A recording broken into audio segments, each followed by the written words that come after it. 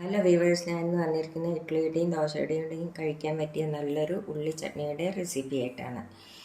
അതിന് എന്തൊക്കെ സാധനങ്ങൾ വേണ്ടതെന്ന് വെച്ചാൽ ഒരു 5 വറ്റൽമുളക് എടുത്തിട്ടുണ്ട്, പിന്നെ ചെറിയ ഉള്ളി 1 കപ്പ് എടുത്തിട്ടുണ്ട്, പിന്നെ ഉപ്പ് വേണം, കുറച്ച് പുളി വേണം, ഒരു തുണ്ട് പുളി വേണം, പിന്നെ കടുക് വറുക്കാനായിട്ട് കടുക് വേണം, വറ്റൽമുളക് വേണം, കരിവേപ്പിൻ്റെ ഇല വേണം, കുറച്ച് ഉഴുന്നും പരിപ്പ് വേണം. ഇത്ര സാധനമാണ് വേണ്ടത്. അപ്പം ഇനി നമുക്കത് എങ്ങനെയാണ് ഉണ്ടാക്കുന്നതെന്ന് നോക്കാം. അതിനായിട്ട് നമുക്ക് ചീനച്ചട്ടി അടുപ്പത്തേക്ക് അതിലേക്ക് കുറച്ച് വെളിച്ചെണ്ണ ഒഴിച്ചു കൊടുക്കാം.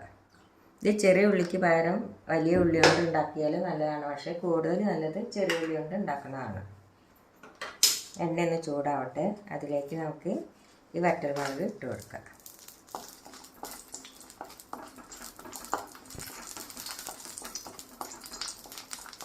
ഇനി അതിലേക്ക് നമുക്ക് ഈ ചെറിയ ഉള്ളി ഇട്ട് കൊടുക്കാം.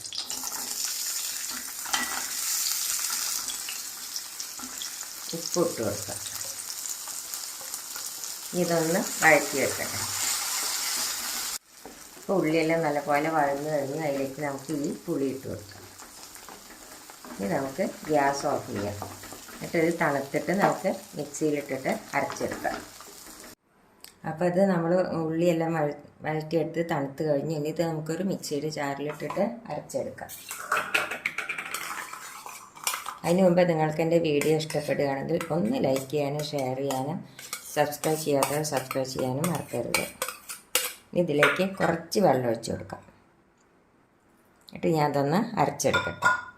അപ്പോൾ ചട്നി അരച്ചെടുത്ത് കഴിഞ്ഞ് ഇനി നമുക്കിതിലേക്ക് കടുക് വറുത്തിടാം. അതിനായിട്ടൊരു ചീനച്ചട്ടി എടുത്ത് വെച്ചു, കുറച്ച് വെളിച്ചെണ്ണ ഒഴിച്ച് കൊടുക്കാം. ഇനി അതിലേക്ക് നമുക്ക് ഈ കടുക് ഇട്ട് കൊടുക്കാം. കടുകൊന്ന് പൊട്ടട്ടെ. വറ്റൽമുളക് ഇട്ട് കൊടുക്കാം. ഒന്ന് പൊട്ടട്ടെ. കടുക് പൊട്ടി അതിലേക്ക് നമുക്ക് ഈ ഉഴുന്ന് പരിപ്പ് ഇട്ട് കൊടുക്കാം.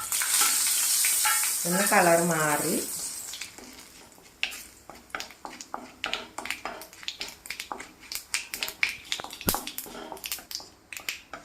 ഇതിലേക്ക് നമുക്ക് ഈ കരിവേപ്പിൻ്റെ ഇല ഇട്ട് വെക്കാം. ഗ്യാസ് ഓഫ് ചെയ്തിട്ട് നമുക്ക് ഈ ചട്നി ഇതിലേക്ക് ഒഴിച്ചു കൊടുക്കാം. അപ്പം നമ്മുടെ ഉള്ളി ചട്നി റെഡിയായി. എല്ലാവരും ഇതൊന്ന് ട്രൈ ചെയ്ത് നോക്കണം. Thank you.